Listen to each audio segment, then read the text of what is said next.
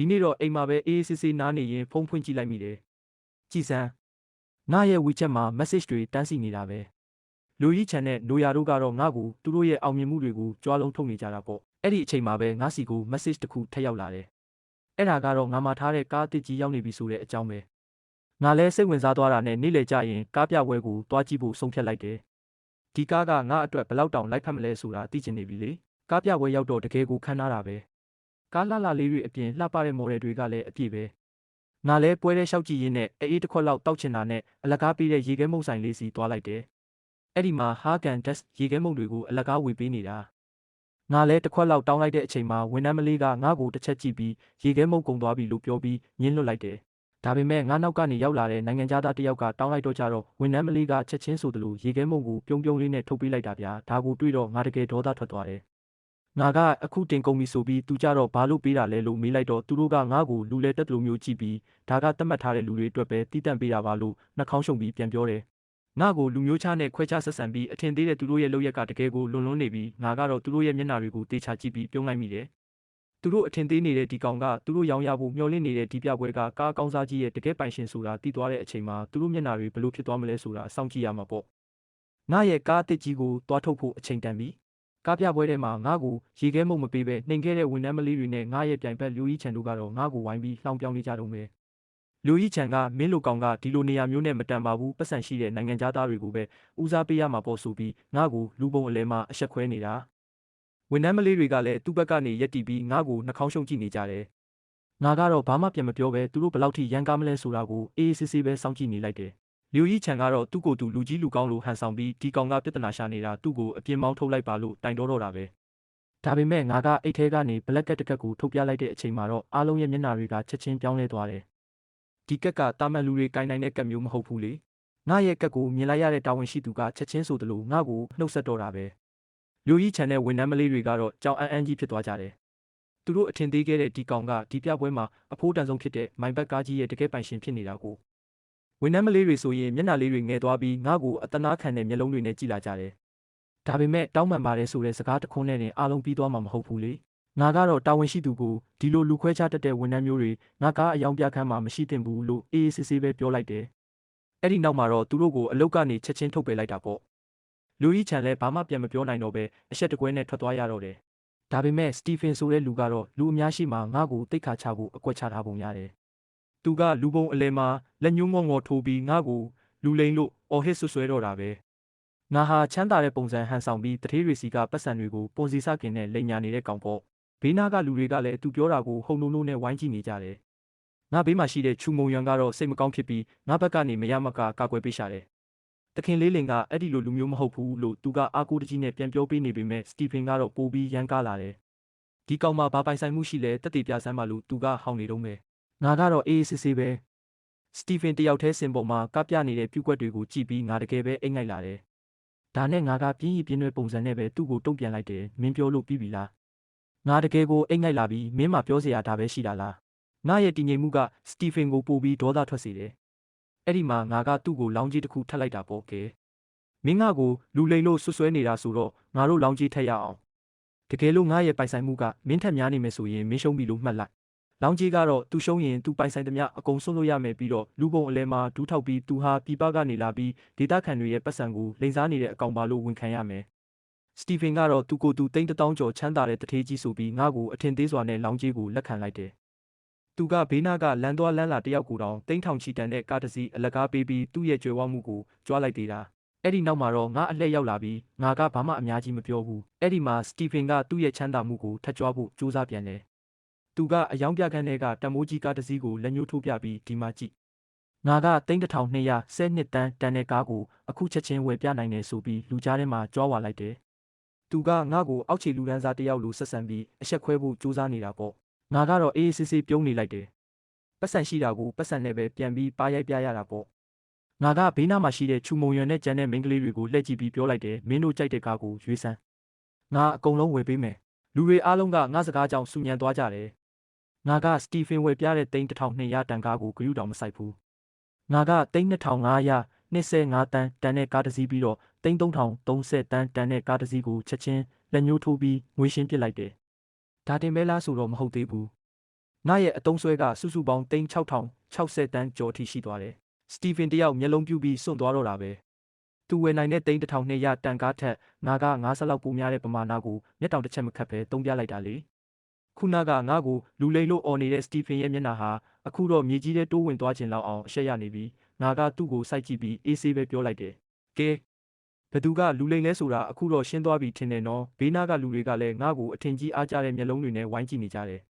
ငါဟာစကလုံးတွေနဲ့ညှင်းခုန်မနေပဲတကယ်လက်တွေ့လှုပ်ဆောင်ချက်နဲ့ပဲငါရဲ့အဆင့်တန်းကိုတက်တည်ပြလိုက်တာပါ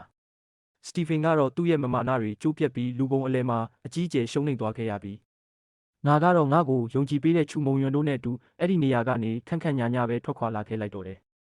အဲ့ဒီအချိန်မှာကားရောင်းဆိုင်ရဲ့မန်နေဂျာကြီးဖြစ်တဲ့သူလေးချန်ရောက်လာပြီးငါ့ကိုမြင်တာနဲ့အယိုအသေးပေးပြီးတခင်ကြီးလာပြီလားဆိုပြီးပြပြတလဲကြိုဆိုတော့တာပဲစတီဖင်တယောက်မျက်လုံးပြူးသွားတာပေါ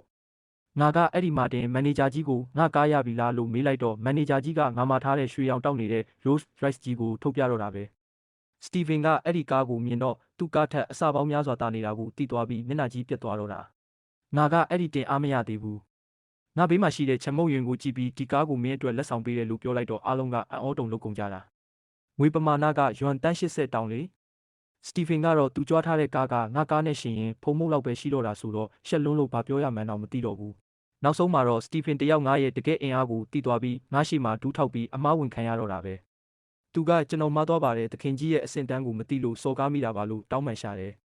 အဲ့ဒီမှာတင်လူအုပ်ကြီးကလည်းစတီဖင်ကိုဝိုင်းပြီးကဲ့ရဲ့ကြတော့တာပေါ့ပတ်စံရှိတာကြွားပြီးလူကိုအထင်သေးတဲ့လူဆိုပြီးအော်ဟစ်ကြတော့စတီဖင်ကများအဆက်တကွဲနဲ့ထွက်ပြေးသွားရတော့တာပဲအရာအားလုံးပြီးသွားတော့ငါစီကိုရန်ဖန်ရောက်လာတယ်သူကငါ့ကိုကုမ္ပဏီမှာအလုပ်တင်ဆင်းဖို့လာခေါ်တာငါကတော့ငါရဲ့တကယ်အဆင့်တန်းကိုဖုံးကွယ်ထားချင်တာနဲ့ငါ့ကိုယာရုကြီးကြီးတွေမပေးပါနဲ့လစာ9000လောက်ရတဲ့ဝန်ထမ်းလေးဖြစ်ပဲထားပေးပါလို့ပြောလိုက်တယ်ငါကအေးအေးဆေးဆေးနဲ့ကိုဘွားကိုကိုယ်တိုင်ထုစစ်ချင်လို့လေငါနဲ့အတူအလုပ်တင်အဖြစ်ဝင်လာတဲ့သူကကြောက်ချံစတိုင်ထုတ်ထားတဲ့ဝတ်စုံနဲ့ကောင်ငါတို့နှစ်ယောက်ကုမ္ပဏီကိုစရောက်တော့အဖွဲ့ခေါင်းဆောင်ဝန်ကျဲကငါတို့နှစ်ယောက်ကိုစီးကြိုတယ်ဒါပေမဲ့ဝန်ကျဲကကြောက်ချံရဲ့ဝတ်ပုံစားပုံနဲ့သူစီးလာတဲ့ကားကိုကြည့်ပြီးသူ့ကိုပဲမျက်နှာချိုသွေးနေတာငါ့ကိုတော့အလုပ်တင်ဆိုပြီးအဖက်တောင်မလုပ်ချင်ဘူးဝန်ကျဲကငါ့ကိုစာရွက်စာတမ်းတွေအထက်လိုက်ကြီးပေးပြီးဒါတွေအားလုံးကိုဒီနေ့ညအပြီးလုပ်ထားလို့ခိုင်းတယ်ကြောက်ချံကိုတော့ဘာမှမခိုင်းတဲ့အပြင်ပင်မနေအောင်မဲ့နားနားနေလို့ဆိုပြီးအခွင့်အရေးပေးနေတာငါကတော့ဘာမှပြန်မပြောပဲအသာလေးပဲအလုပ်တွေကိုလက်ခံလိုက်တယ်ငါရဲ့စွမ်းရည်အစစ်မှန်ကိုသူတို့မသိသေးဘူးလေငါကပေးထားတဲ့အလုပ်တွေကိုခဏလေးနဲ့အချောတက်ပေးလိုက်တယ်ဒါပေမဲ့ကြောက်ချံကငါလုပ်ထားတဲ့အစီရင်ခံစာတွေကိုခိုးယူပြီးသူ့ဟာသူလုပ်ထားတယ်လို့မျိုးဝန်ကျဲကိုတွားပြတယ်ဝန်ကျဲကလည်းအဟုတ်မှတ်ပြီးကြောက်ချံကတကယ်ပါရမီရှင်ပဲဆိုပြီးချီးကျူးနေတာငါကိုတော့မင်းကတော့အတုံးမကျဘူးဖိုင်တွေတောင်စနစ်တကျမစီတက်ဘူးဆိုပြီးလူရှိမှအော်ဟစ်နေချတော့တာပဲအလုပ်ချိန်ပြီးတော့ဝန်ကျဲကကြောက်ချံကိုခေါ်ပြီးဒီနေ့အလုပ်တွေကောင်းကောင်းလုပ်နိုင်လို့ငါထမင်းလိုက်ကျွေးမယ်ဆိုပြီးထွက်သွားကြတယ်ငါကိုတော့အလုပ်ခွင်မှာတယောက်တည်းထားရစ်ခဲ့တာသူတို့မသိတာကအဲ့ဒီကုမ္ပဏီကြီးတစ်ခုလုံးကငါအပိုင်ဖြစ်နေတာကိုပဲငါကတော့အေးအေးဆေးဆေးပဲပြုံးပြီးကြံခဲ့တယ်မကြခင်သူတို့အားလုံးငါရှိမှဒူးထောက်ရမယ့်အချိန်ရောက်လာတော့မှမို့လို့ပေါ့အလုပ်စင်းချိန်မှာငါကသူမကီလမ်းဖယ်ခိုင်းပြီးငါရဲ့စကူတာလေးနဲ့ထွက်သွားဖို့ပြင်နေတော့မှပဲပြဿနာကစတာတောက်တောက်ပြောင်ပြောင်ကားအနီကြီးတစ်စီးနဲ့ဝမ်မန်ဆိုတဲ့ကောင်ရောက်လာတယ်သူကငါ့ကိုစကူတာအဆုပ်လေးနဲ့အလုတ်သွားနေတာလားဆိုပြီးလှောင်ပြောင်ယုံတင်မကပဲဝူရီကိုပါကားပေါ်တင်ပြီးငါ့ကိုကားကောင်းစီးရတဲ့အခွင့်အရေးပေးမယ်ဆိုပြီးလှောင်ပြောင်ပြောင်နဲ့ခေါ်တယ်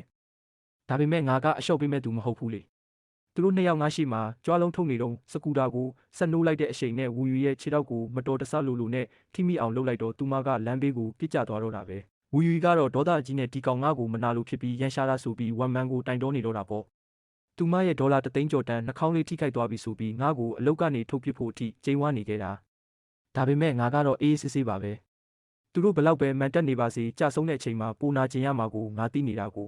နောက်တစ်နေ့ရုံရောက်တော့ဝူရီကငါ့ကိုအနိုင်ကျင့်ဖို့စူးစမ်းပြန်တယ်ဝန်ထမ်းတွေအားလုံးအတွက်ကော်ဖီသွားဝယ်ခိုင်းတာပေါ့အစ်စ်ဝင်တဲ့သူကစီနီယာတွေကိုကော်ဖီဝယ်တိုက်ရတာထုံးစံပဲတဲ့